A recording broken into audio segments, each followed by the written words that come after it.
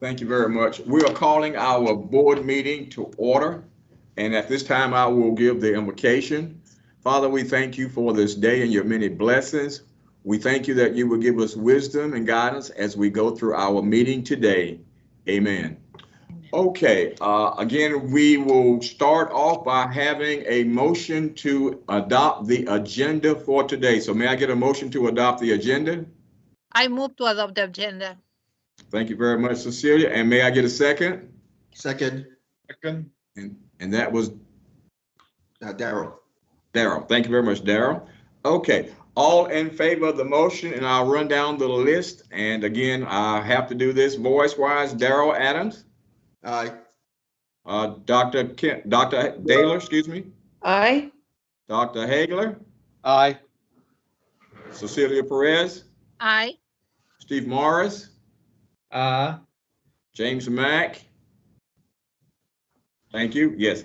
And I don't see Mark Spitz or Dr. Pons at this point in time, or Chris Bowe. Is that correct?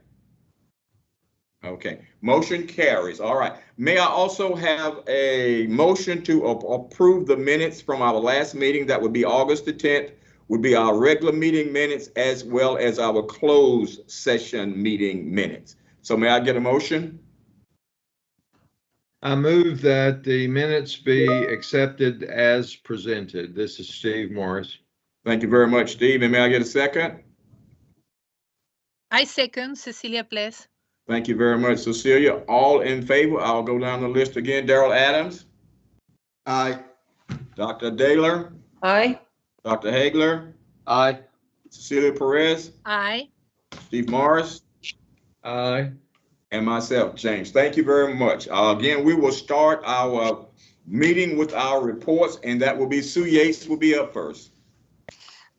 Good afternoon. I have the next 4 agenda items. The first agenda item is the snapshot. The snapshot that you're looking at is as of August 31st of this year, and at this point in time, all of our programs are trending green.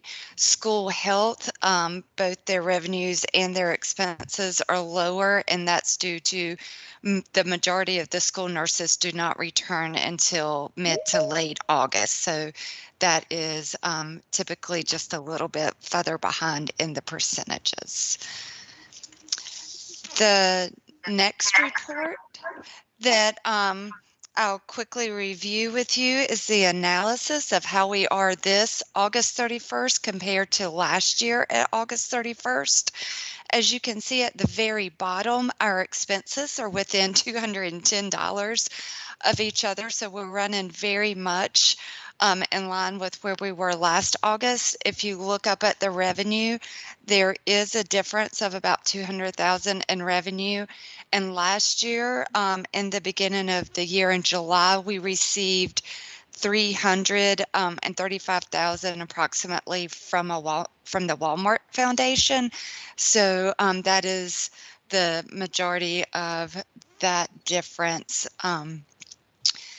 The next report that I'll review is our financial report, and this is where we project if we were to end the year right now where we would be. So you can see the percentages by revenue is at 9.38, and our percentage at expenses is 9.6.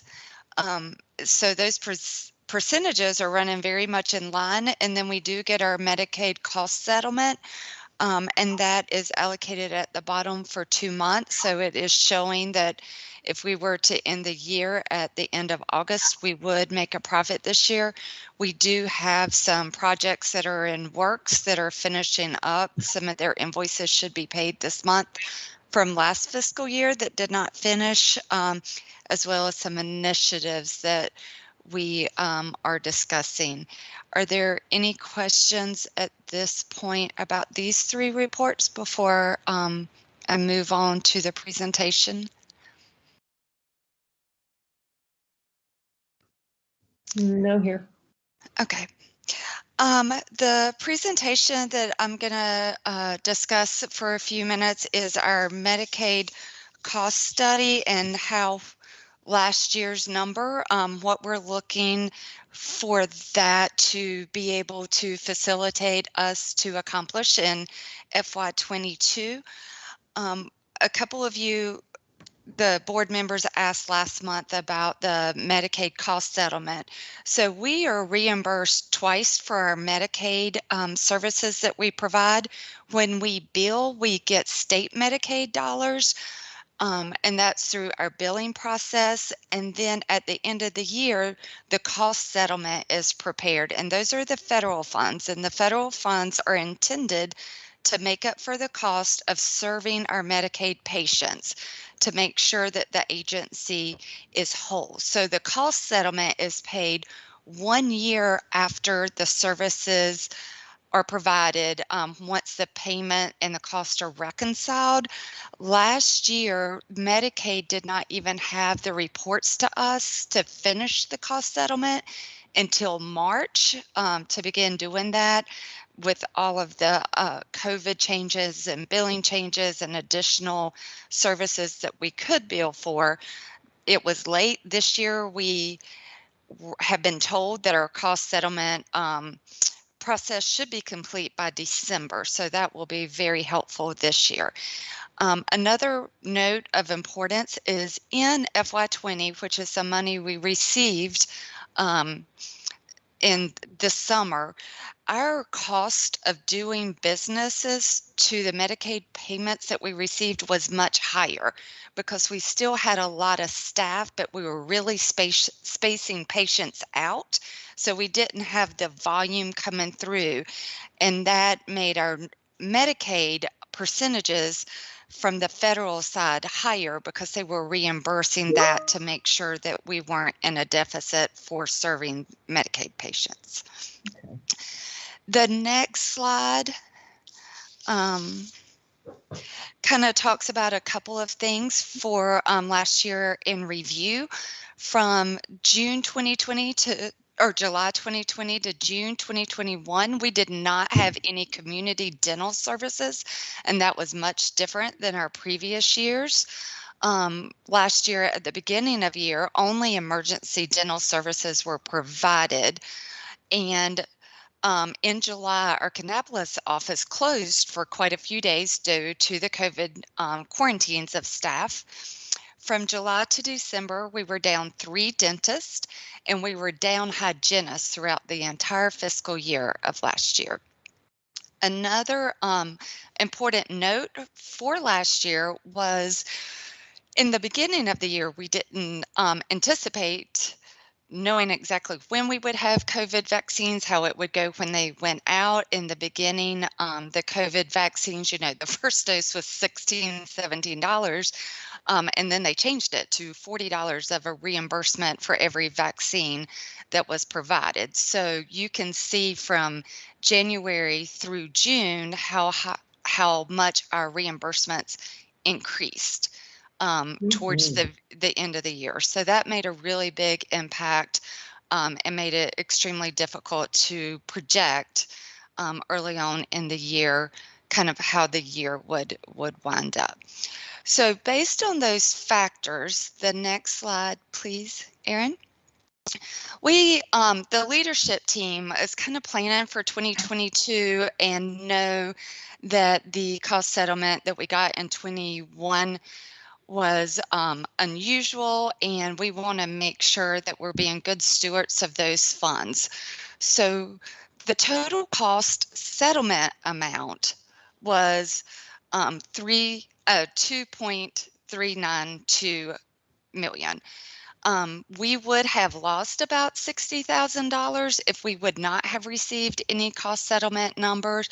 So right now we are projecting to profit about $2.3 million at the end of the year. We are wrapping up our audit. We are putting together our financial statements and in some of the final stages of that. So we are hoping to get that wrapped up soon. So if we look at ending the year at 2.3 and we put back the $700,000 into our fund balance that we lost in 2020, That leaves us around 1.6. This current fiscal year, through the budget process and the budget message that was approved in June, we have allocated a little over $800,000 for this year for fund balance appropriation. The next section are the rollover projects that I have discussed. The clinical services, there were wall coverings that went in to protect the walls where chairs have rolled into them, kids have tried climbing on them, and this prevents from painting and drywall repair. So, and then the new ultrasound machine, school health EMR, and the IT generator that was approved. All of those things combined, once we are able to pay for all of those, that leaves us with about $556,000 for options for what we would like to possibly program startup, capital requests that we have discussed many times. However, we have not been able to complete those projects.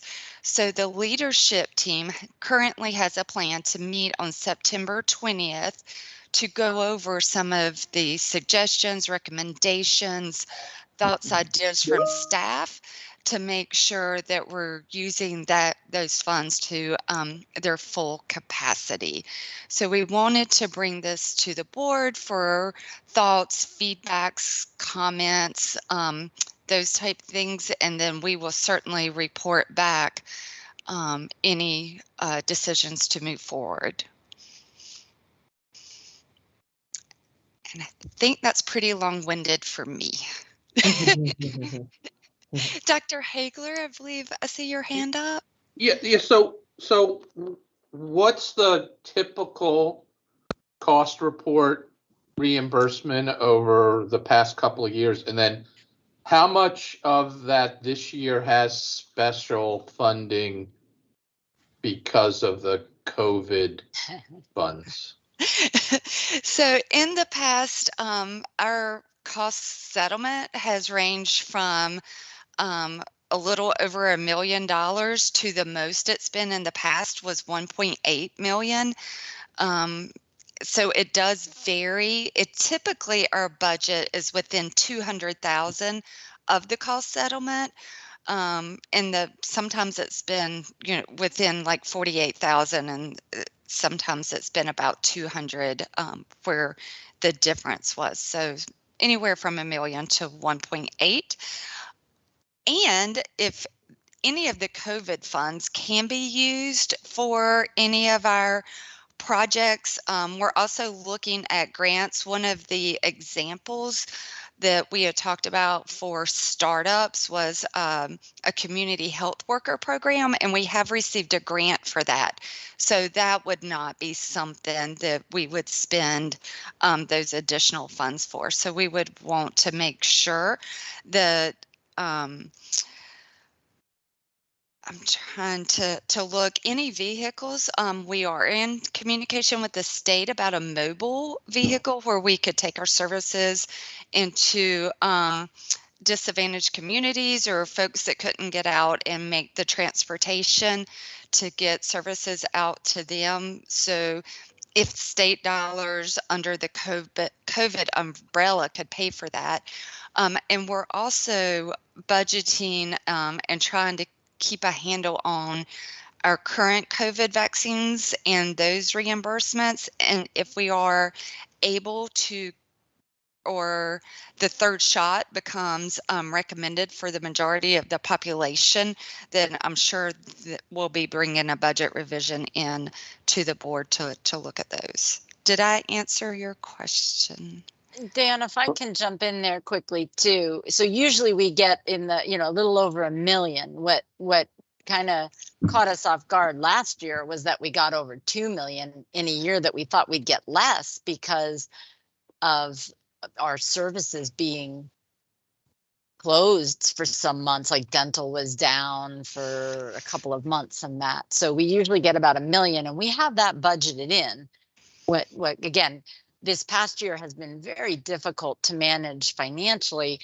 because of the cost settlement being substantially more than we had expected, and because of the COVID dollars just coming, 1 month we're wondering where we're going to get the money to hold all these clinics, and then the state would come down with a chunk of money, or thankfully the county had funds that they could direct over to us, and then we'd be okay again. But there are large chunks of money coming in from various COVID sources too. Yeah, I'm just trying to figure out, because this looks like it's a question whether you're just going to spend the excess, and the question is more on how predictable is that cost report? Sounds like it's not. And then is this stuff that should be in reserves, or however you do it, the way you account? Yes, whenever we complete the financial statements, we will have a fund balance. What we need for state stabilization, everything that's been allocated. The biggest variable about the reserves in the past, our budget has stayed relatively stable, moved up $1 million or $2 million every year, but the more funds you get, the higher your fund balance needs to be, because it covers those expenses. So as we get more COVID dollars in, as we get more state dollars in for agreement addendums, stuff like that, we always have to be mindful of the costs of the fund balance to make sure those percentages continue to stay in line.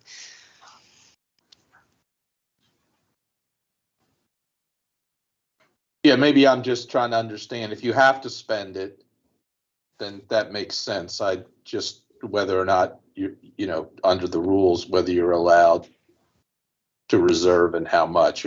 I guess maybe we have a separate discussion on the finances that you have within the rules you have to live with. I mean, it's just tough to do this type of accounting and understand where we're at. Yes, we do not have to spend it. Our fund balance does not have to, it just can't drop below a minimum amount.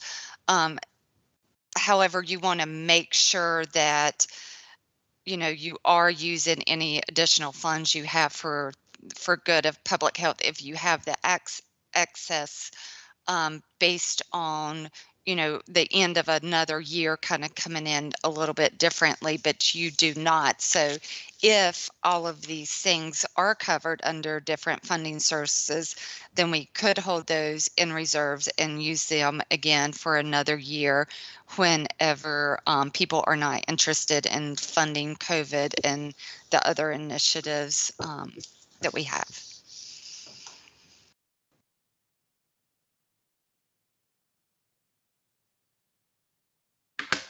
Okay. Are there any other questions? Sue, I'm regularly impressed with the depth of your knowledge and background and ability to sort through this. I don't want any of my fellow commissioners to listen to what I'm about to say, especially my good friend, Steve Morris.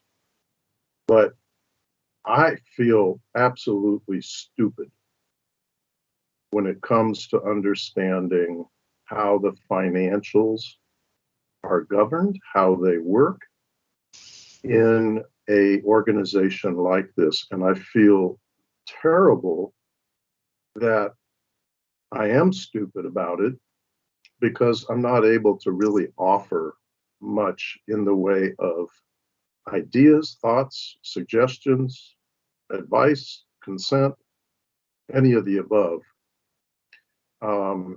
So I, for one, would like to and would make time available to sit through a seminar that would help me to understand this. And maybe additionally, in the future, to request that you go through some of this ahead of the meeting so that I don't look stupid in front of my fellow commissioners and especially Commissioner Steve Morris.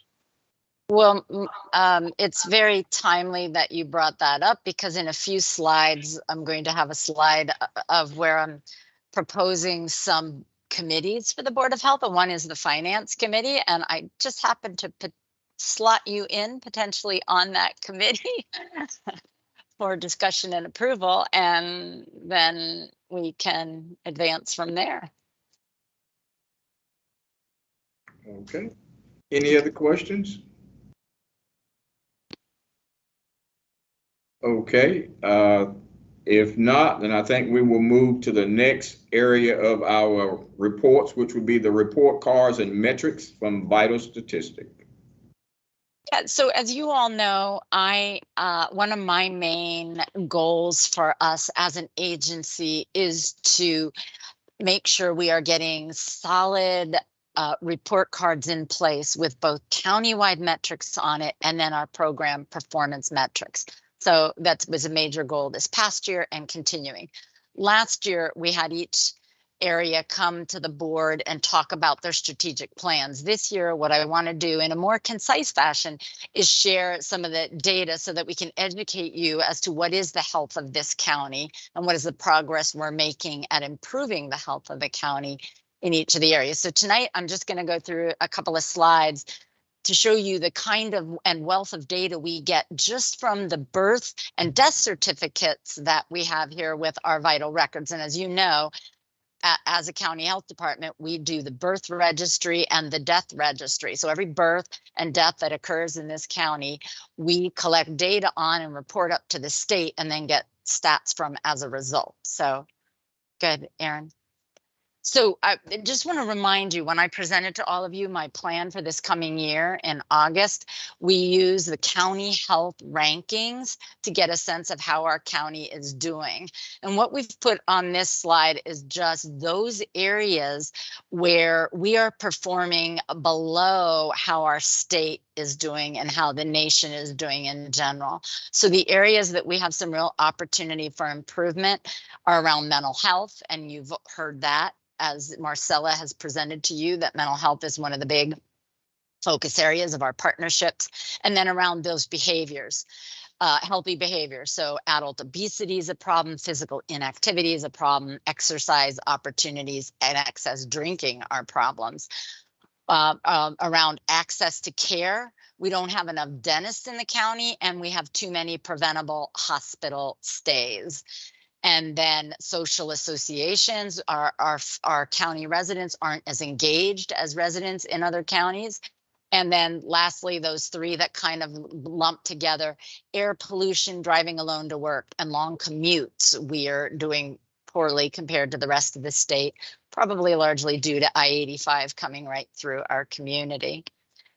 So I want to go on to show you the vital stats first for births. So if you go to the next slide, Aaron. So from our birth certificate data, we can get information about some really important metrics, including low birth weight, infant mortality, and teen pregnancy. And here you see what our low birth weight rate is in the county. And you'll see it, and we have it broken out here because this data is starting to help us identify disparities. And so while our low birth weight percentage rate in our county isn't too bad, we have some disparities we have to address. So for low birth weight, you see that our African American population is much more likely to have a low birth weight, sometimes as much as twice by ethnicity. Once again, African American populations have a higher rate, again, sometimes nearly twice as high as our white and Latino populations. So both low birth weight and infant mortality, so pregnancy outcomes, are a problem for our African American population and a focus area for us as a health department. For teen pregnancy, there's sort of an interesting difference here. Of course, we want to try to keep teen pregnancy rates low. And again, overall, our county teen birth rate is pretty good. But when we look at it by ethnicity, now you see that our Hispanic population has a significantly higher teen pregnancy rate. And then African American has a slightly higher rate as compared to our white population. So for teen pregnancy, our prevention efforts need to be largely focused on our Hispanic and then our African American population. I wanted to, yeah. On that last slide, the thing that pops into my head immediately, having grown up in a largely Hispanic neighborhood, the most of the folks that I grew up with were Catholic, and the issues with abortion were so strong that these kinds of statistics in East Los Angeles, where I grew up, it would be similar in part because of religious beliefs. I would be really interested, and I don't know if it's available. I know you're working from a limited set of data, but it would also be really interesting to know what the abortion rates are for these groups as well, to see if there's a correlation and possibly a underlying factor to the Hispanic birth rate, teen birth rate. That's as concerning to me as the other slides, quite honestly. Yeah, you bring up a really valid point. I've heard others say that too. You know, that the pregnancy rate may not be very different between ethnic groups. It's the birth rate that might be different, as different groups may have different ways of dealing with it. So that's a little bit, that data is a little harder to get at, but I do believe it is something we might be able to dig into. So we can look into that, Mark. Dr. Coles, Yeah. I hate to interrupt you as you're doing your presentation. As you No, go ahead. That's what we want. As you're looking at the data, are you also doing an environmental study as to the cause, whether it's socioeconomic, racial, that's causing these disparities between the groups? Are you doing an environmental study that goes beyond just putting in a program? So this is just, yeah, we do. We dig deeper in our community needs assessment. This is data we can get from vital statistics, so that we can't really get income level from that. But then we do look at that and slice and dice by poverty status, and that was some of the other data sources we have. So this is sort of that higher level data I'm sharing with you. But, all right, thank you. Yeah, absolutely. Can you slice and dice it by, again, teen? What's the definition of a teen birth? Is it the traditional, your birth, the mom's age begins with a 1, or is it, again, there's a big difference between teen birth rates and mortality and complications in a 13-year-old as opposed to a 19-year-old. Yeah, we can. One of the problems we might run into is the numbers might get kind of low, because usually only have a couple of births in that 13, 14 age group. So it's harder to get that trend. But if that would be helpful, I mean, we'll definitely, where I came from, we did that. We would look at 18 and 19-year-old birth rates compared to 15 to 17 and then under 15, and saw some pretty dramatic differences. Yeah, I mean, the teen birth rate and the mortality don't really correlate, so it would make sense that the age ranges might be different. Yeah, we unfortunately, I don't think we have linked birth death certificate data here in North Carolina, but that's always an interesting thing to look at. And when I've looked at it in other places, you didn't really see infant mortality correlating with teen birth rates. So. This next slide, I just think this is interesting, so I just want to share it with you. This shows you how many births we've had each year for the past couple of years compared to deaths. And then 2020, it's only been calculated through Q2. So I want to really see what happens to 2020 to see if the deaths increase dramatically because of COVID. So that'll be interesting to see. But what's very interesting to me on here is how many more births we have in this county than deaths. a lot of, some of the other, the other communities that I have worked in and we've looked at it, they've been closer together. So this is definitely suggesting a population boom in Cabarrus County, which I do believe has been experienced over the past couple of years, but also portends a younger population group, that it's younger folks that are coming here and settling and then, giving birth, but not necessarily experiencing the same rate of death. So this would suggest that we are going to continue to have a population boom in the county for quite a number of years to come. Now, just to show you some of the top causes of death data. So on this next slide, you see at the top is the top causes of death in Cabarrus County. And then that sort of middle slide is what are the top causes of death in North Carolina. And then the bottom right slide is top causes of death in the US. So you see in Cabarrus County, heart disease is the #1 cause of death here, as it is in North Carolina and the United States. Cancer is #2, as it is in North Carolina and the US. And then with #3, this is where we stray a little bit. Here in Cabarrus County, the #3 cause of death is Alzheimer's disease.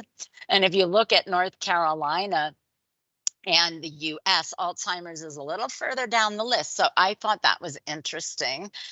That again, despite the previous slide where I'm suggesting we are not that old of a population because we're having far more births, we still have a very high rate of death from Alzheimer's disease, which more and more we learn about Alzheimer's, it's really linked to the same lifestyle behaviors that you see for heart disease and cancer to some extent. So it really does suggest that, and if you remember that first slide I showed you, where we have problems with healthy lifestyles. So we have very physically inactive communities. We have a lot of obesity, smoking is moderate, and a lot of alcohol consumption. And so the very behaviors in this county are driving some of those top causes of death. So I wanted to highlight and have that sort of sink in for all of you as we go through data over this next year, because I strongly believe if we're going to improve the health of the county, we've got to start focusing on those healthy behaviors, and we have to get people more active. We have to get them eating a better diet with lots of fruits and vegetables, and work on smoking and alcohol consumption too. So go ahead, next slide. So and this is very similar to what you'll see across the country. There is a framework called the 3-4-50 framework that says in our country, it is healthy lifestyle behaviors that are driving poor outcomes. So 3 behaviors: tobacco, poor diet, and sedentary lifestyle drive the four of the top causes of death. So heart disease, cancer, lung disease, and diabetes, accounting for generally around 50% of deaths. And in fact, research has also shown that those same 3 behaviors account for about 80% of all chronic disease. So if we really want to get preventable hospital stays and make a healthier community, we've got to be focused on these behaviors. So the next slides just show you for Cabarrus County, again, just from those 4 causes of death are pretty much 50% of the deaths in our county. So we are aligning with that 3-4-50 framework I just showed you. If you go down to the next slide, you'll see again, this shows how Cabarrus County is doing in our region for tobacco use, poor diet, and sedentary lifestyle. And you'll see that our tobacco use rate is about 19%. The poor diet index, it's a little complicated, but we're doing, and it has to do with how many fast food restaurants are within range of your populations. And then look at sedentary lifestyle. We kind of fall down a little bit. 27% of our folks are sedentary. So we do have some work to do around those behaviors to try to improve our death data. So if you go to that last slide here, just in summary of some of the data I've shown you is that where we want to be focusing our efforts, we're related to our birth data and in our maternal and child health programs is on addressing the infant mortality rate problems in our African-American populations, our low birth weight rate in African-American population. Dig a little deeper into how do we work with Hispanic populations to reduce the teen pregnancy rates. And then for causes of death, we really want to be focused on how do we improve healthy behaviors so that we reduce these top causes of death. And then some things that we've noted as we're slicing and dicing for ethnicity. African Americans have higher rates of preventable hospital stays, premature death, and HIV mortality. We have to dig a little deeper on that, but just kind of like that main data and what we want to focus on.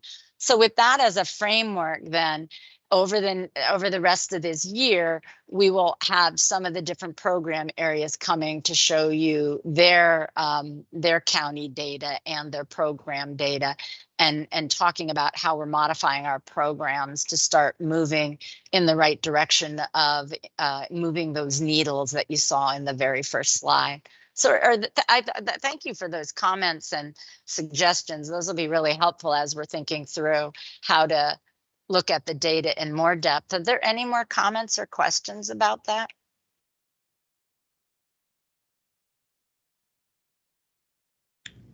Okay. Okay. All right. Thank you very much, Dr.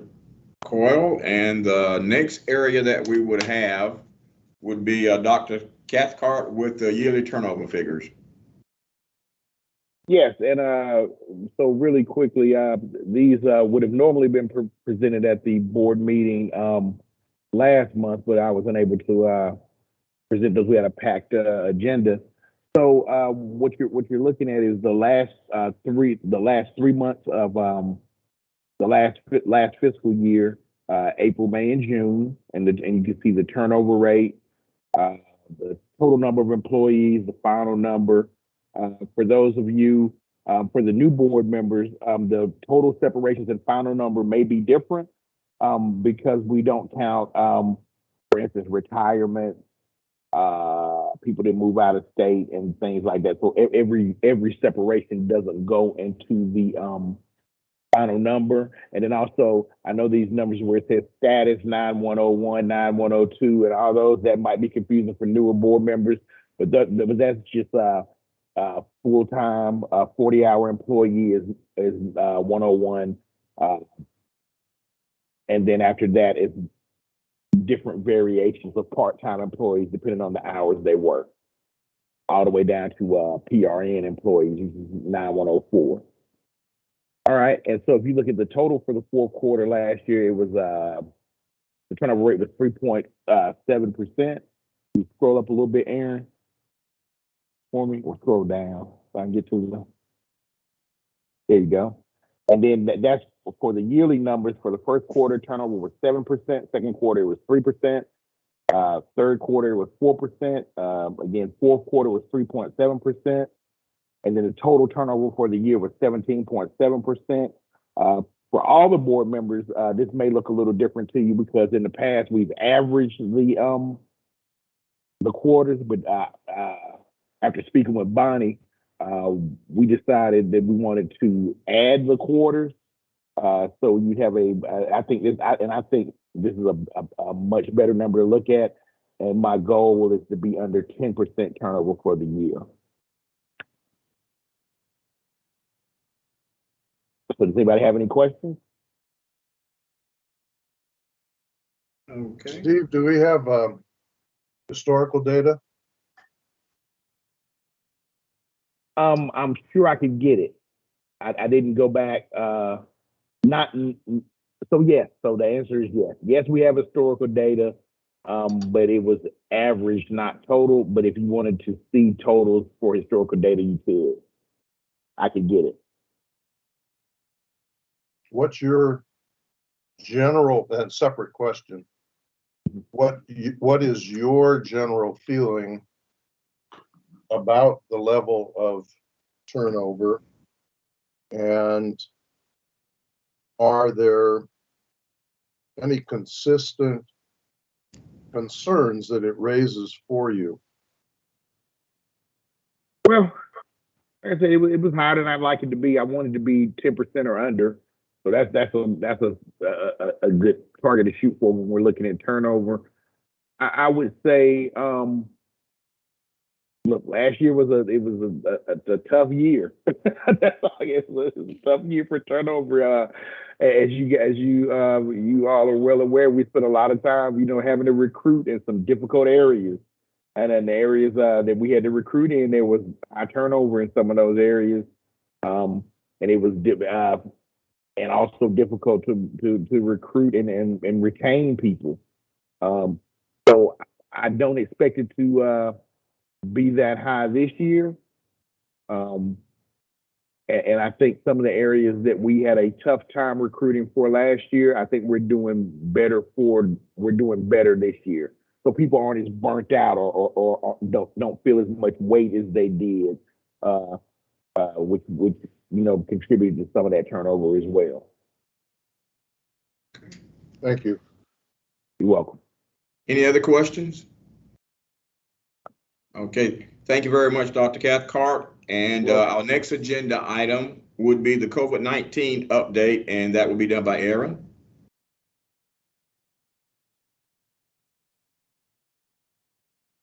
All right, bear with me for just a minute, folks. I'm going to share the right screen here. Hope you are having a good week so far. All right, so I'm going to move quickly through these. So please stop me if you have any questions. So we are currently still experiencing a bit of a surge. If you've seen the news, you are well aware of that. So we're at 29,000 plus cases since we last met. We've had approximately 20 additional deaths in Cabarrus residents.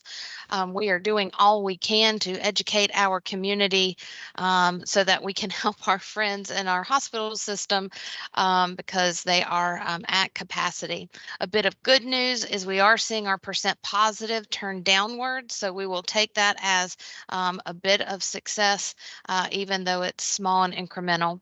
So currently, Cabarrus residents hospitalized, we're at 70 with total hospitalizations in Cabarrus County at 132.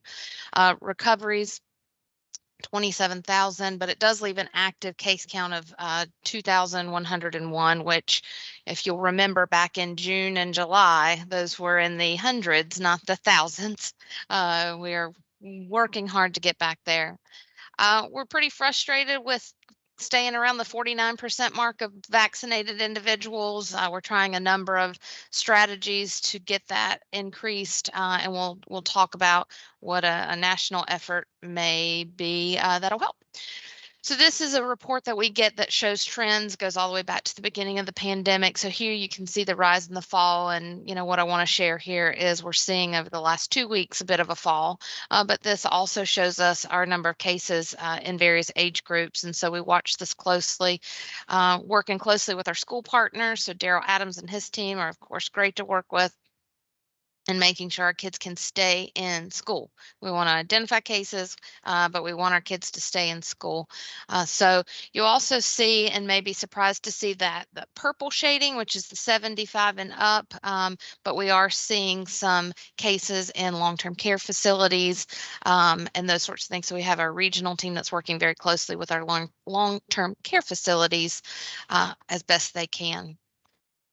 So because school is back in session, we've been back in session now for a couple of weeks. We've been really watching our 0 to 18 case data. And so here you'll see 2 graphs. The one on the left represents cases from August 29th through September the 3rd, and then on the right, the 5th through the 11th. And really what we're wanting to see is where are we seeing the growth again in this age band when we look at a more granular level. So happy to see that both of our 5 to 11 looks to be plateauing, and then our 12 to 17 going down. So hopefully that is a bit of good news. We're also working closely with many child care facilities, daycares, and of the like, making sure that they're staying safe.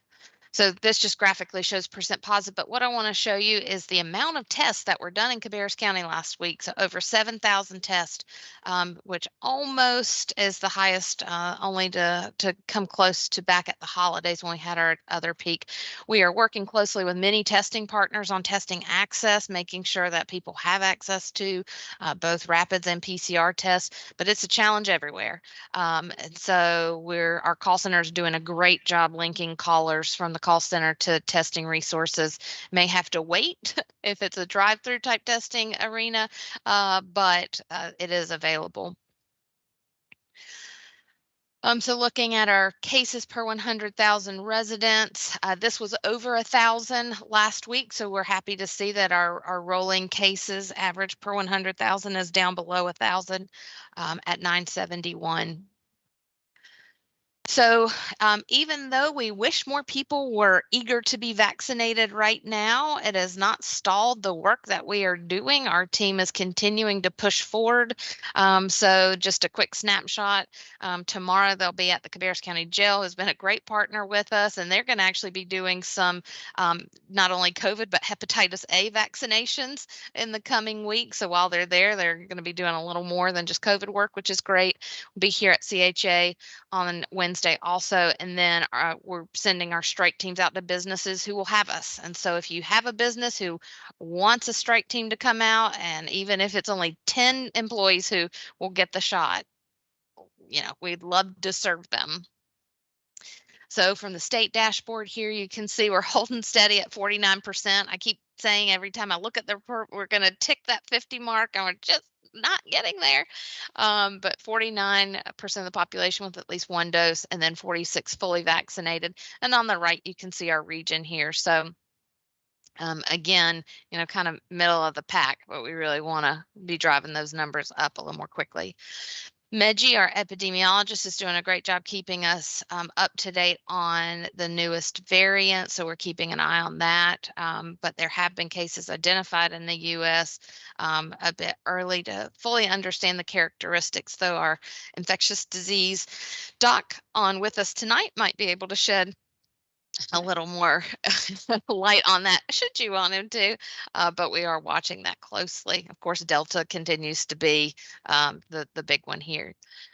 We're getting a lot of questions from organizations, municipalities about events. And so, we are supporting the guidance given by the North Carolina Department of Health and Human Services that, events right now is just not a good idea. We're surging in cases, and we know that that's a tough pill to swallow when we are seeing stadiums all around us full. And it's hard as a public health employee to continue to give this message and beat this drum and see those things happening. That being said, if folks are not vaccinated, the items on the left are what we recommend. If folks are vaccinated, the items on the right are what we're recommending, along with employers understanding vaccination status of their staff, considering a weekly testing program, and making sure that all of the applicable mitigation strategies are in place so they can keep their staff at work, because ultimately keep them at work, but also keep them healthy. Marcella and team do a great job with our public-facing dashboards where vaccines are concerned, so just wanted to highlight their work and show you this. So, of course, teasing out our 11 and under population on the left, we're at 58.8%, and that was just updated today. Oh, yes, sir. You could go back one more slide. Mm-hmm. One more? No, that's good. So this is DHHS guidance? Yes, sir. Okay, thank you. You're welcome. And so I'm not sure if you've heard, but the White House did provide some guidance and a plan on getting the United States to a better situation related to COVID. So these are some really high level buckets here on the right. And what I'll do is we got a fairly comprehensive document today about the plan, the White House plan. So we'll send that out to you as well, but it includes the things that are listed here regarding requiring all employers with 100+ employees to ensure their workers are either vaccinated or tested weekly, requiring employers to provide paid time off and those sorts of things. So we'll share that with you, but what we'd also like to do as a public health agency is align each of these strategies within localized resources. And so how can we make sure that an employer that is located in Cabarrus County knows the next steps for where their folks can get tested, or how are they going to handle that for weekly testing. So we'll be seeing what sort of guidance we can provide and resources we can provide. And that is all I have for you this afternoon. The team is moving along, albeit a bit wary, and feeling a little bit deflated after the surge, but continuing to move along and support those who need us nonetheless. Any questions? Okay, all right. Thank you, Aaron. And our next agenda item would be the health director's reports, and that would be Dr. Cora. Yeah, so I'm just going to highlight a couple of key points. Again, the document is in your packet if you want to read through more thoroughly. So human resources, we're continuing to move forward with implementing the findings from our salary study.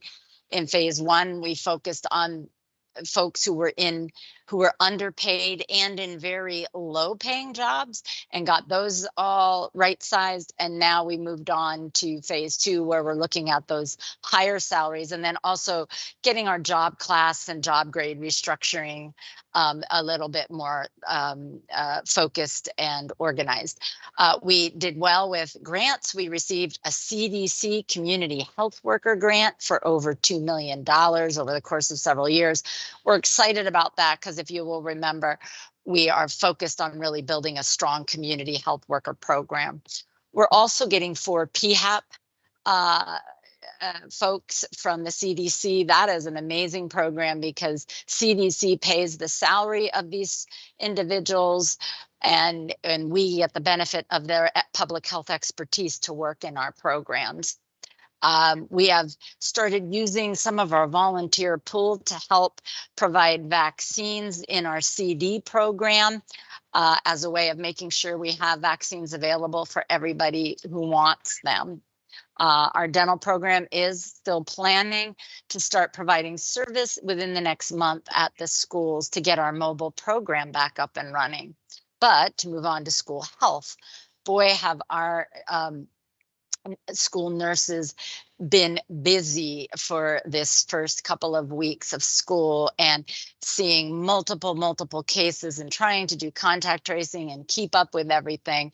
And so one thing we're excited about is the state is giving us a large grant to hire assistants, community health workers who can work alongside the nurses to help them with the workload because it's overwhelming. The nurses have been unable to keep up with all the COVID responsibilities in addition to the typical school nursing responsibilities. So we're hopeful that that's going to make a big difference.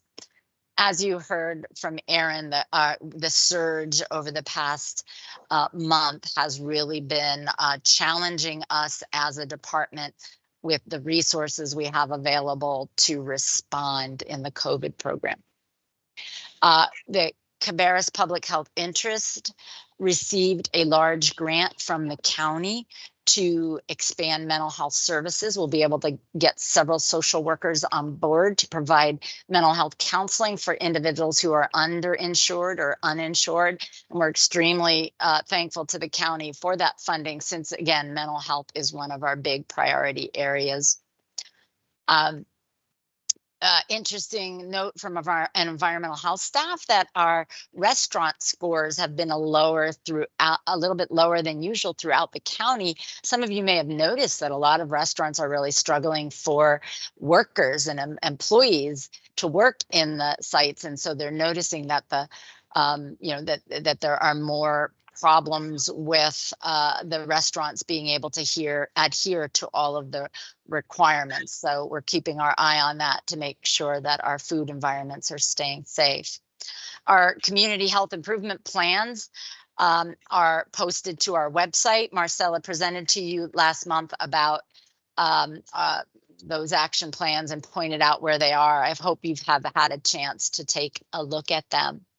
And then the last thing I want to highlight is that at the state level, this state is working with the North Carolina Institute of Medicine on a large grant they received to take a look at what the future of public health should look like and propose new models for how we make sure we have really strong public health. And I'm excited to say that I was able to get appointed to that committee because I am very passionate about supporting and strengthening public health. And I hope I can make some positive contributions to that committee. And I'll keep you posted throughout the year of how that whole process is going and what we're learning and implementing as a result. The last thing I wanted to end with is the dashboard. So one of the board members suggested after my presentation last month of our goals and objectives for the year that we try to consolidate and concisely report out those objectives on one page. So we have created this dashboard that lists each of the goals that I have said to you that we are going to strive to achieve as a health department. And then what we will be working on at our strategy session next Monday is identifying and assigning who's going to be lead in each of those areas. And then once a quarter, I'll come back to all of you to show you in that last category where the other way, Aaron.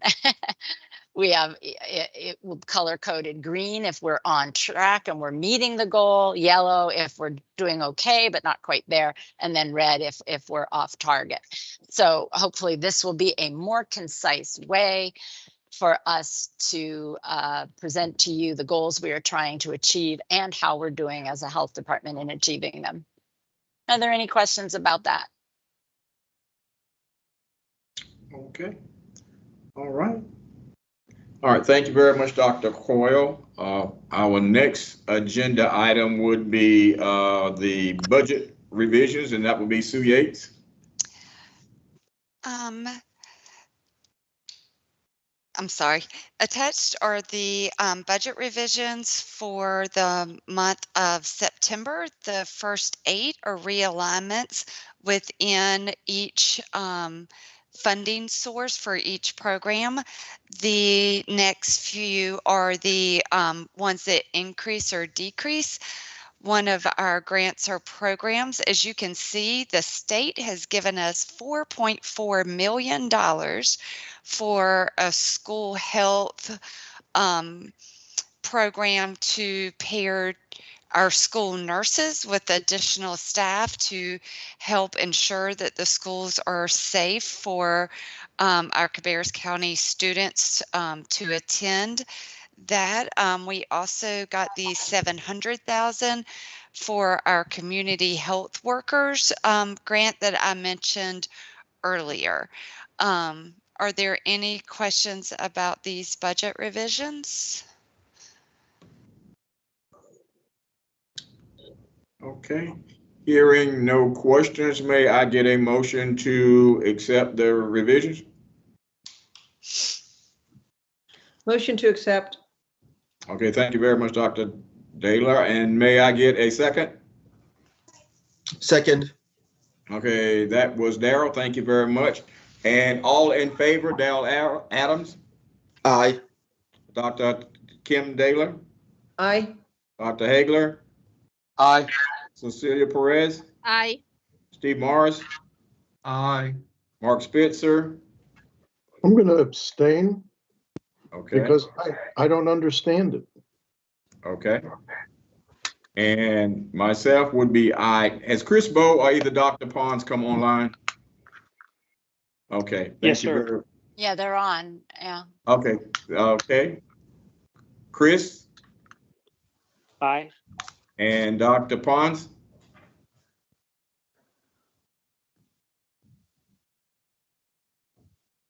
Okay. You're mute. Laura, you're muted if you said anything. Okay, maybe she had to step away. Okay, all right. Motion is carried. Our next item will be the business agenda. And again, Dr. Core, you're up next on that. Yeah, I've been talking with you the past couple of meetings about trying to get some committees of the board formed so that we can get more engagement and maybe go over some of the material that we would be going over with the whole board with the committees so that we can keep things more concise at the board meetings. And so over the past couple of months, as I've been talking with each of you about the possible committees, I've asked where you thought maybe you would be most interested.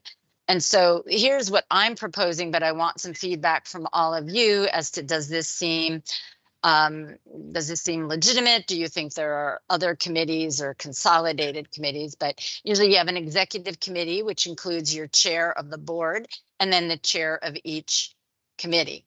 And then we'd have an equity and a policy committee. And the names I have listed there are ones who have said to me they thought this might be where they would like to be. And then a strategy, data, the outcomes committee. And I've listed the folks who have suggested they would be interested or thought they had expertise there.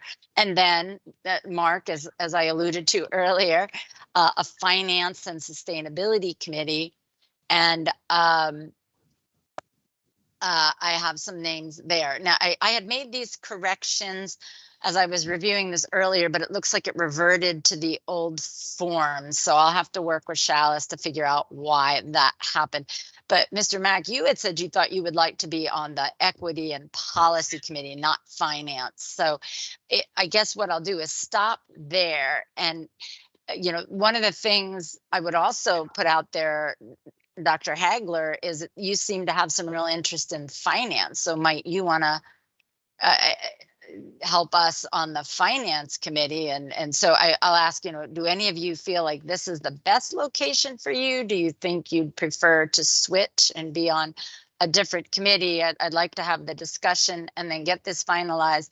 So over the next month or two, we can start pulling the committees together to talk about the form and the function for how to proceed. Again, I would prefer to be on the equity committee, but again, if that's where you have a need at the finance, I can stay there.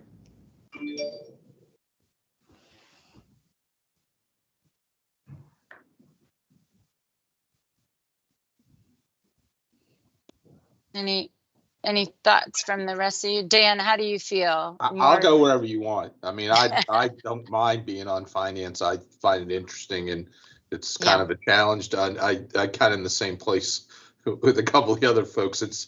I need to understand the accounting better to know, you know, what's happening, and it's just interesting because of all the different funding and you know, all the restrictions and the rules you guys have to follow. It's helpful to understand what's coming in and what's going out, and being sure we don't get upside down by accident. I think, you know, that's the key. And again, I'd be glad to help out with you know, we can talk offline about how to look at the data and do that. I think I'm on the committee as that type of person anyway. So I can't always go to two, but I can, you know, be on two and do what we can do. Okay. We definitely have to have a third person on finance to keep an adult that will keep Steve and I on track. Okay. Any other comments?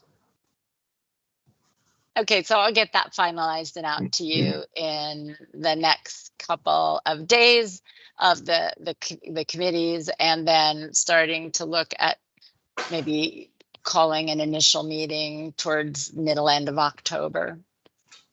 And then the one of the things we want to talk to you about tonight is potentially, I think this has been brought up before, if so sometimes it's hard for, when we're meeting right now on the second Tuesday of the month.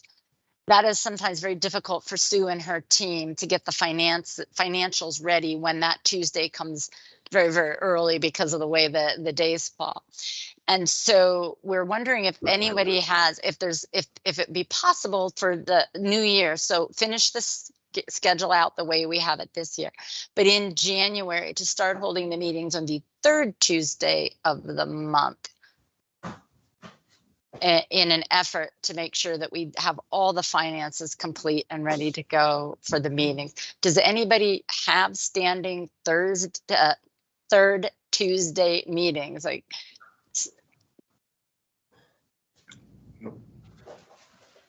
so here is so if we moved to the third Tuesday, these would be the dates for 2022.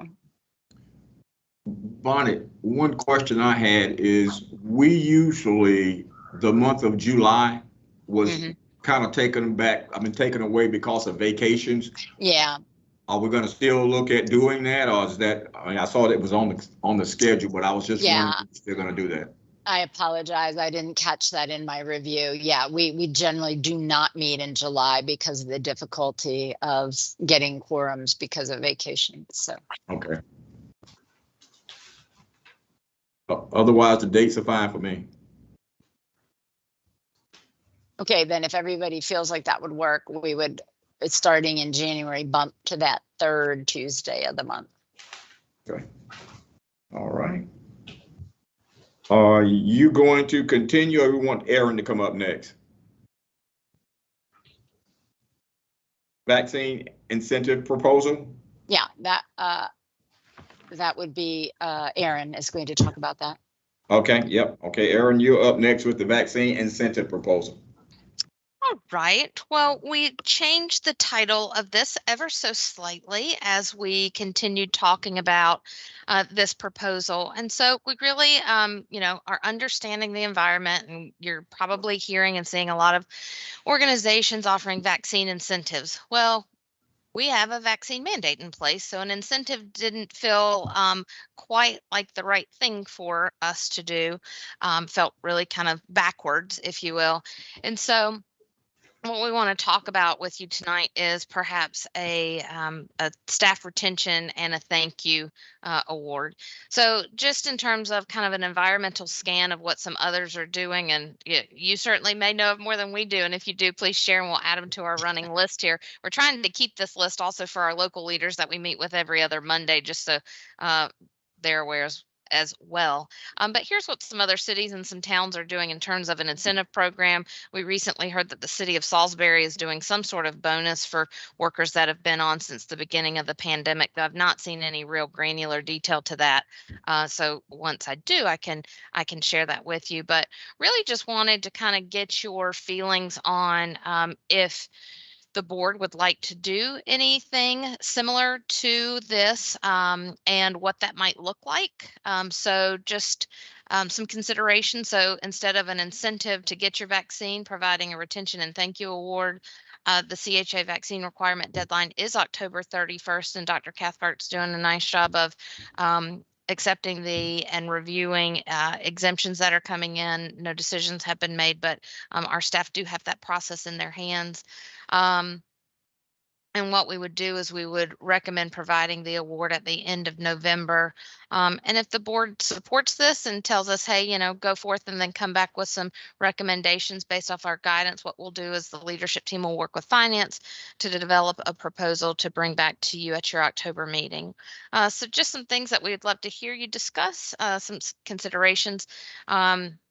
Certainly not an exhaustive list here. You can discuss more, but the amount, prorated for part-time, prorated based on dates of hire, dates worked. So just really wanted to get kind of your high level feeling on this, so we could go back and do our homework in a targeted approach before we come back to you in October. So general thoughts?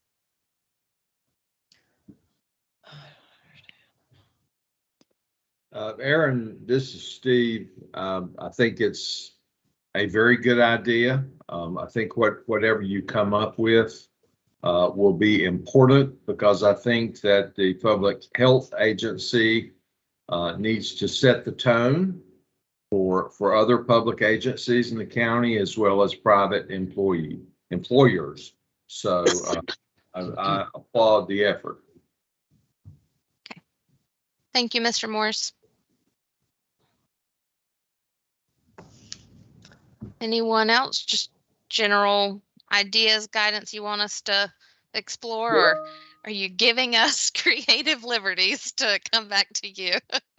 Go ahead, Dr. Hagler. Well, it's been a long year. I think it's a good idea. Like I said, you got a bit of a windfall from the feds.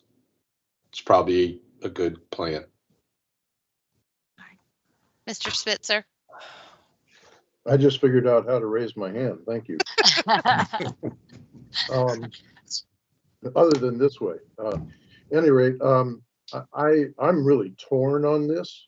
I love the idea of providing a model and an example for other employers, particularly private employers, to incentivize their folks to do what is the right thing. On the other hand, it just seems to me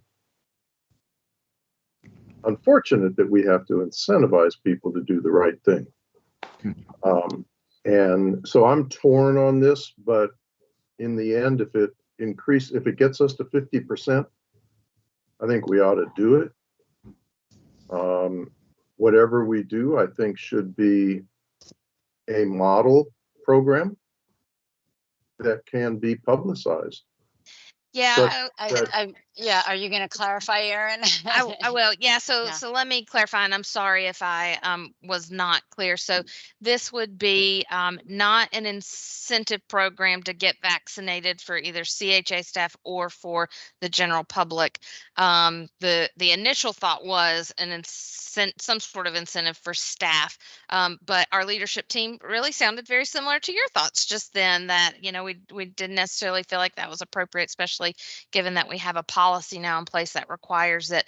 But this would be then just a retention and a thank you award for CHA staff who meet a criteria of whenever they join CHA and how long they'd been here, part-time, full-time status, that sort of thing. Now, not to muddy the waters, but I will tell you our COVID team is exploring how to use some of our COVID funding for a localized vaccine incentive program for the general public, but we're not far enough along yet to share any of those details. Does that help, Mr. Spitzer? Yes and no. I'm of the school of thought that you call something what it is. And maybe I misunderstood the slides, but you're tying this into the October deadline for vaccination. So maybe I'm just confused by what you mean by retention and thank you versus what I thought you were saying, which is an incentive for folks to be vaccinated, because that was what was on the previous slide. Right. Well, and what we wanted you to see were, generally what other entities were doing. And so, but you are correct in that our thought on the timeline would be that, we would not provide this until after that policy date was in place, but would be, again, a retention and a thank you, and not a before the October 31st deadline of if you are not vaccinated by this point, you would not get this award. So Yeah. I'm going to just come back and say that I think you got to almost call it what it is. And it really is an incentive to jump out ahead of the policy requirement.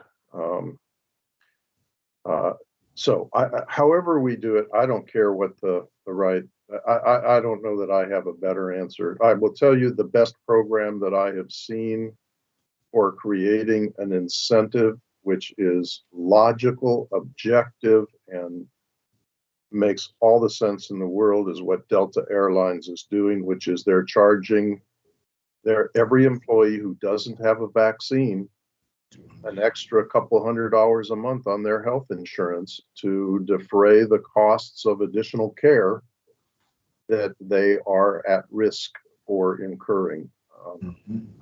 You know, that I don't think that probably makes sense at CHA, but I don't know. I'm the jury's out for me on this. I'm waiting to hear somebody give a convincing argument. Dr. Daler, I believe your hand is up. You know, I have a little bit of trouble with employees who have signed up to be with the public health authority. And when they signed up, they had to, I believe, sign something saying that they would respond to an emergency and that they would show up at 20, at whatever the notice was, if we had bad weather, that they would, I mean, there's all sorts of things tied with employment at the Cabarrus Health Alliance. Is that correct?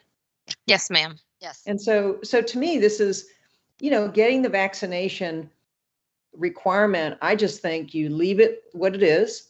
And if you want to use, sort of like Dan was saying, we have some extra money that came through. If you want to reward people for a hard year of work, then separate it from the vaccine requirement and use it and do it at the end of the year and reward people for the extra effort that obviously the Health Alliance has had to put forward. But I think it's confusing. It's not an incentive to be vaccinated.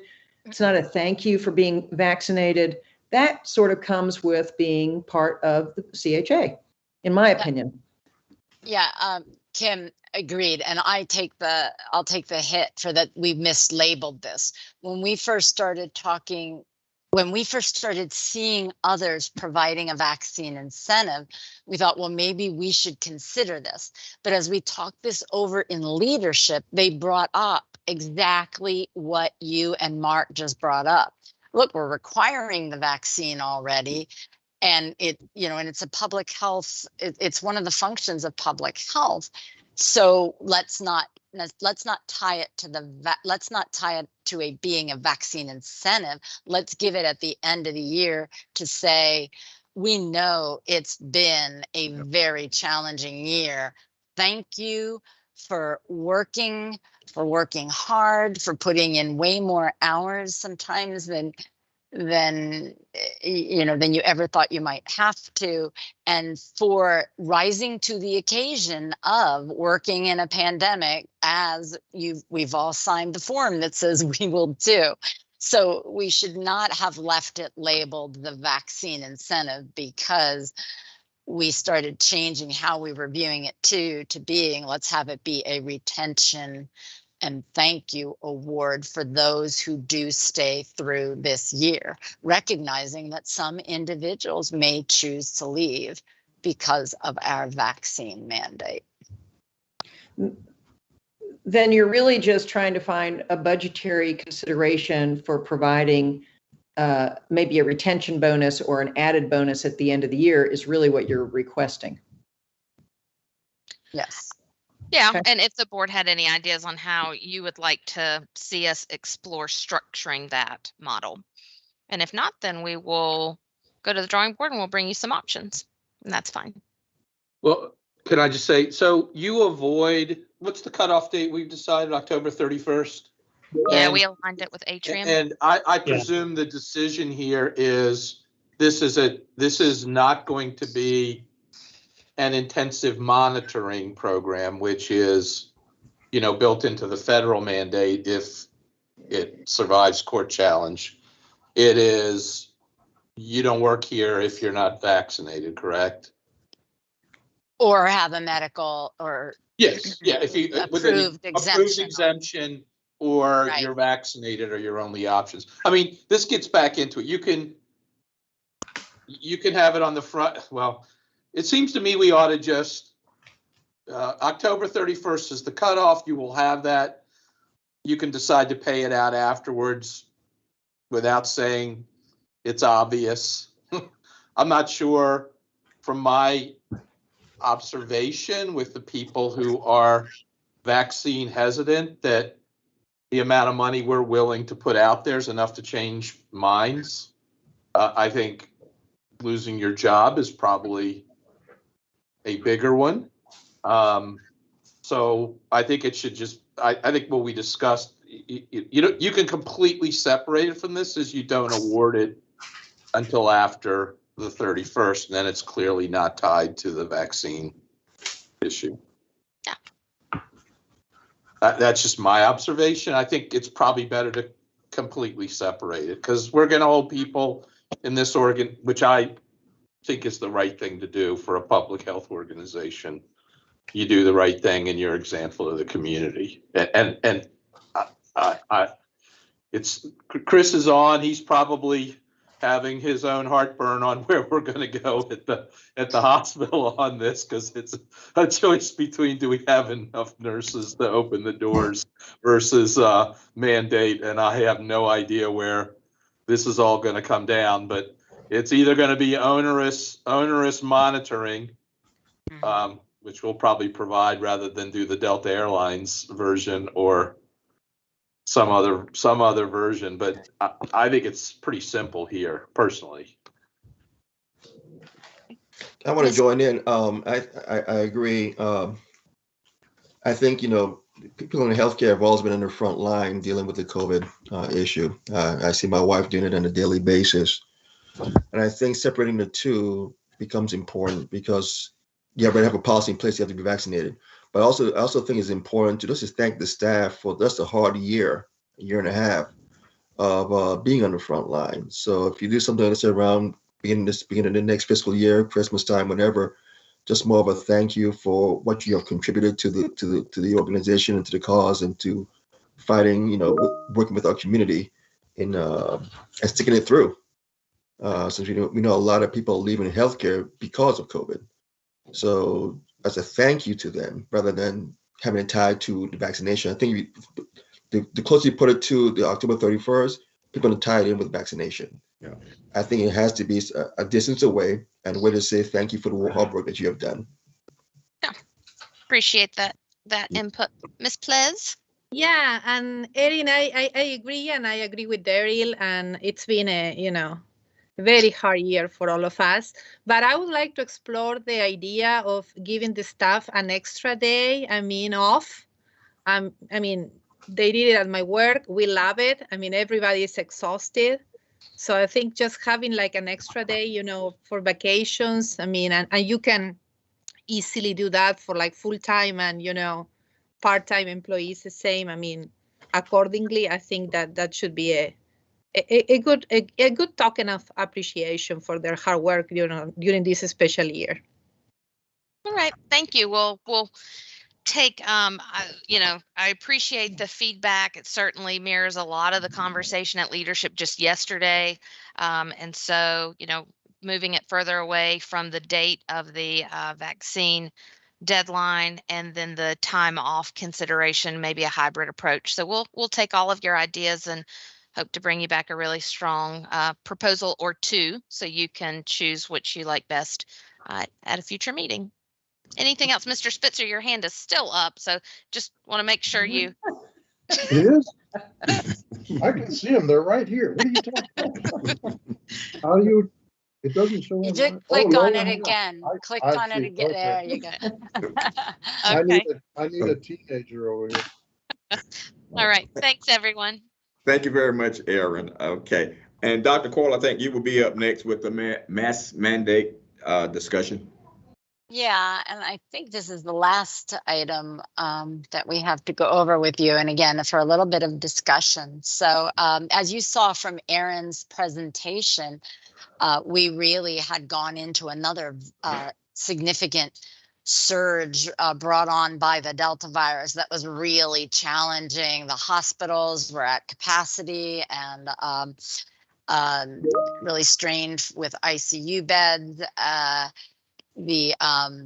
Our relative low vaccine rates in the community were not helping, as we had so many people who were still exposed. And, as we became more and more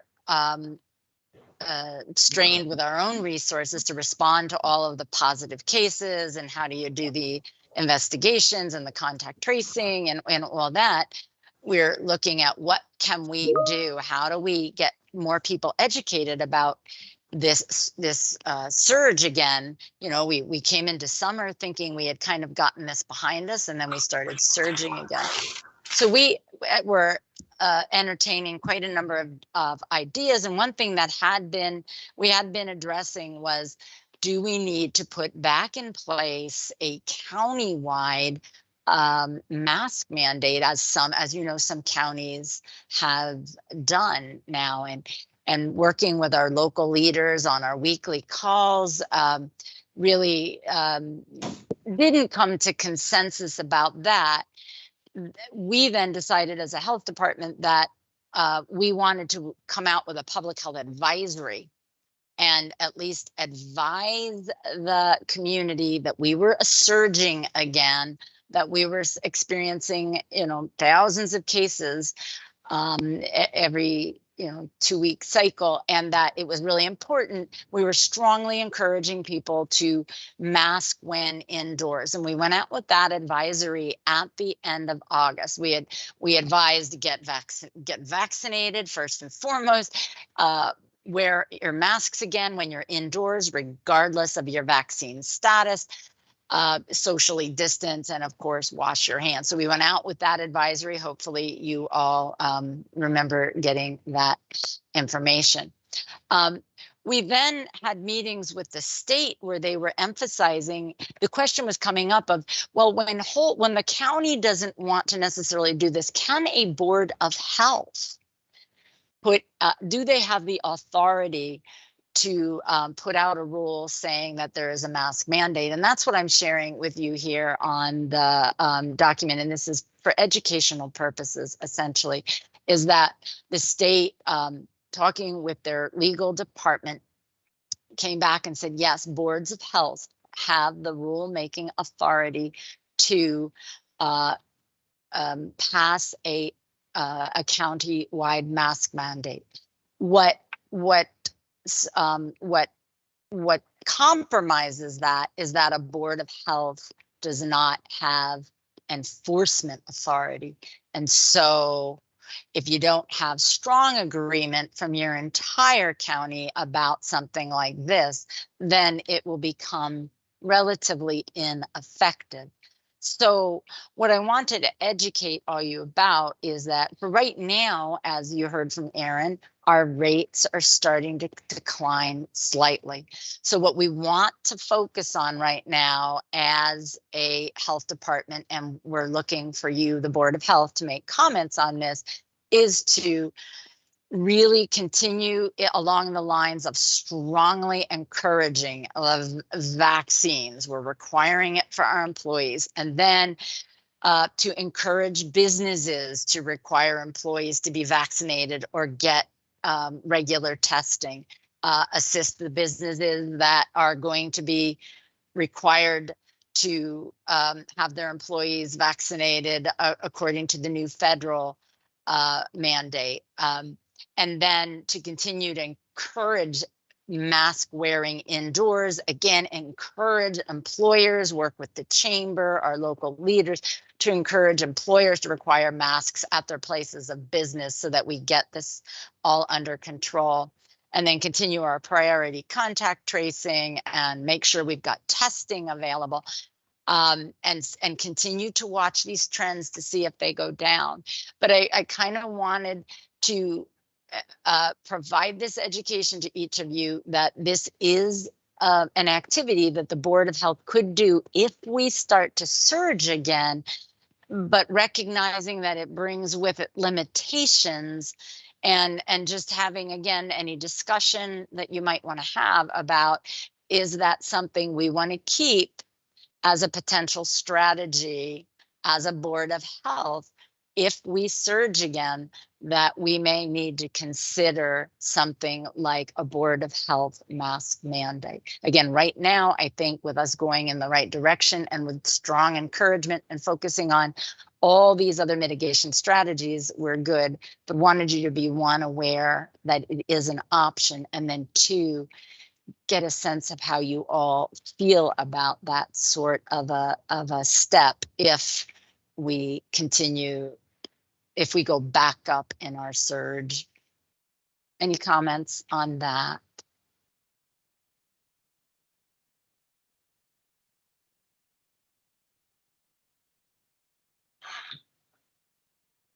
So Bonnie, when you say, or Dr. Coyle, when you say any comments on that, you know, I have a lot of thoughts on it, and I think you've uncovered a lot of different facets in that one broad opening statement.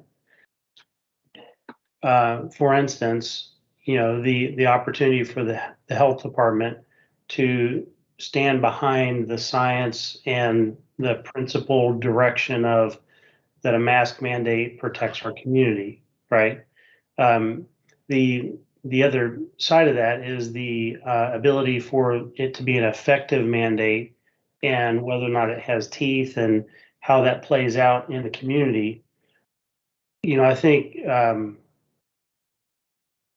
for one thing, I'd like to maintain the principled direction of the board in support of the community health, and make sure that we are a loud voice for the right actions that protect our community and our I was going to say teammates, but our citizens.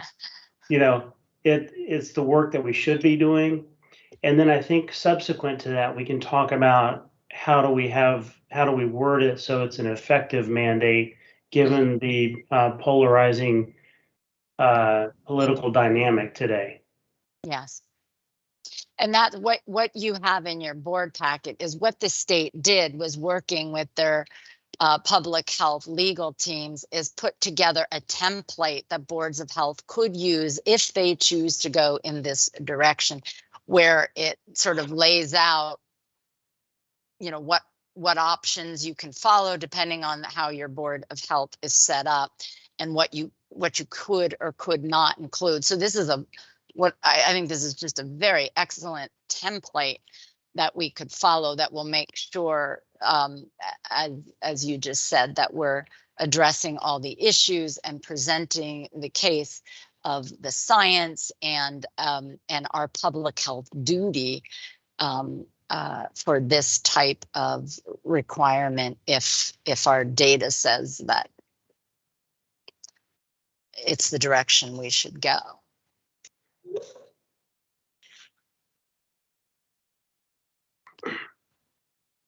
I appreciate your comments, Chris, about standing behind the science and doing what's going to be best for the community.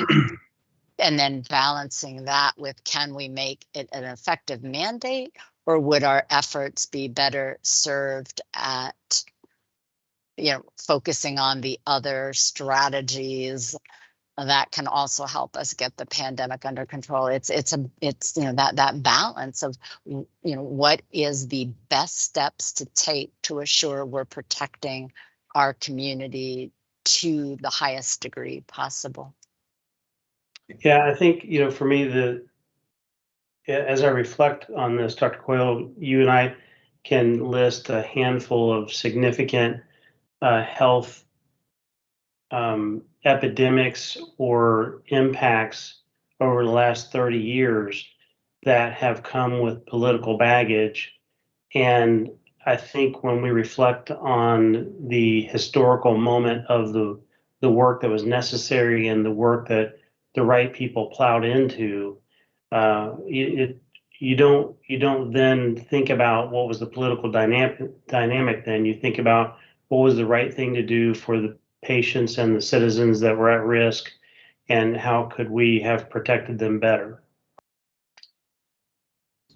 And I'm also glad, Steve, that I'm not running for office. So.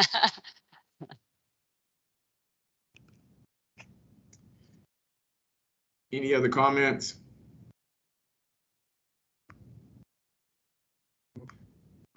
I do have a comment, if I may. You know, I wish there was a way just to make people do the right damn thing. And it's, what's that? It's Laura Pons. I said, amen. Yeah.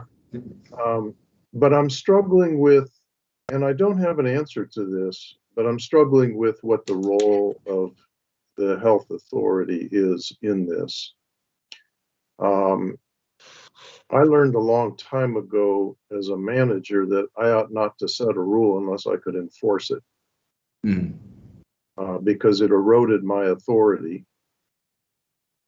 Are we in a role of mandating? Is that the role that I wish we were? I wish we had police that could go out and enforce this and cause people to put a mask on or leave a building or leave a sporting event, a mall.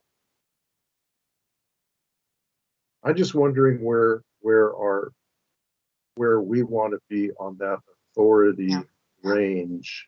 I will say clearly, I wish we could be, but I also want to come back to my learning, which is that don't mandate something you can't enforce, or you erode your authority to educate and convince people and help them to make good decisions. I don't know. Yeah. I think, Mark, for me, that's where we could get into the language. The direction of the board is I think, to take a principled stand. That's what I'm suggesting. Yeah. If that's the case, and we really can't effect policing on this as a body, then that limits the verbiage that we should use as we roll this forward, and it becomes less of a mandate and more of a strongly worded guidance as to how people should behave during this current dynamic, because of the catastrophic consequences that we're experiencing in our health systems. And so for me, I'd love to see the board take a stand that would allow us to be in the right space. I don't believe that we can or should be policing this. We can. Yeah. We can't. Yeah. I like where I think you're going with that, Chris, where we want to take that principled stand and maybe put out, a letter from the Board of Health saying that right now,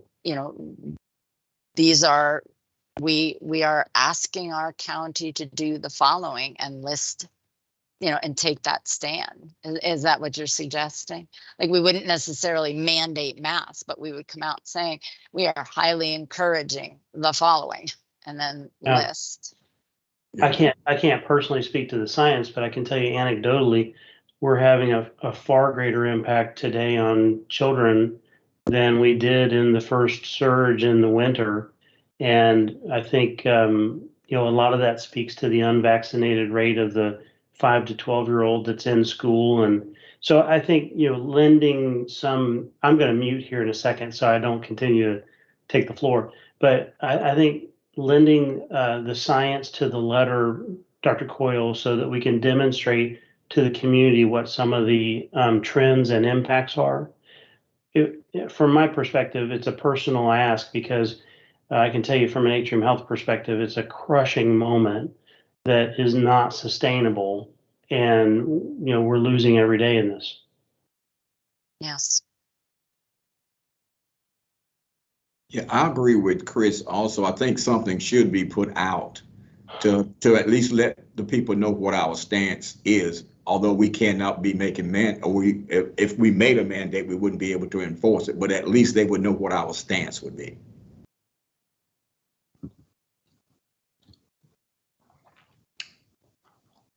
Okay. Any other comments? Hold on. I'm sorry. I would agree with making our stance known.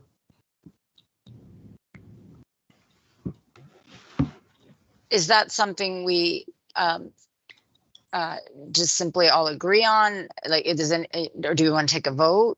How do that we want to take a stand and issue guidance? Earlier earlier in the year, Bonnie, we adopted a resolution indicating that racism was a public health issue. I agree with what Chris has said and James has said. I think we should adopt a strong statement that is not unlike our statement on racism that says, do what science tells you. Help us to avert the tragic events that are happening. Yeah. Okay. So do we want to put it to a motion as far as adopting the proposal or the proclamation? Because again, at this point in time, we can do that. How about if we draft something, get that out to everyone, and then we're really voting on whether we think the draft is the appropriate draft? Does that make sense? That makes sense. Let's do that then, and then we'll be able to move forward from there. Yeah. Okay. Any further discussion on that? Okay, we have 2 agenda items left. One would be to open up the floor for public comments, which I will do that at this point in time. Okay, hearing none, I will close the floor. And the next item would be announcements. And I have a couple announcements, and one would be to introduce Chalice Mason Snowden. I think Chalice is maybe available to come online. I think most of you, she did send out an introduction to herself, but just wanted her, if she was available, to come online and just kind of wave and say hello to everyone. She is our new board secretary. I would, but Okay. And I might have caught her off guard. Oh, she waved. Okay. All right. Sorry. Okay. Okay. The other thing was I wanted to make the board aware that we did complete Dr. Coyle's evaluation today. I will basically have a copy of the final document sent out to you so that you can have the opportunity to see the information that was presented to her in the documentation. The other thing was also that we did, there was a letter that came out from our CPA, Potters and Company, that had a document that needed to be signed and sent back from each board member as far as an inquiry. So if you have not done that, if you have, would you get the opportunity to go on and get that taken care of? And the last announcement was our next meeting would be on October the 12th. So with nothing further, may I get, unless Bonnie, you had any other announcements? Oh, we're good. Okay. If nothing further, may I get a motion to adjourn our meeting for tonight? Mr. Chairman, this is Steve Morris. I will make that motion, but first I wanted to thank whomever was responsible for the meeting being conducted outside of the conference room so that we have had the best audio tonight for the last year. So thank you for that. And on that note, I move to adjourn. Okay, may I get a second? And thank you for that comment. Yeah, I second. Okay, thank you very much, Cecilia. All in favor, Darrell Adams. Aye. Chris Bowe. You have my eye, sir. Okay, Dr. Daylor. Aye. Dr. Hagler. Aye. Cecilia Perez. Aye. Dr. Pons. please, everybody stay safe, and Yeah. Steve Morris. Aye. Mark Spitzer and myself. Ladies and gentlemen, you guys have a good evening, and we will see you in October. Thank you very much.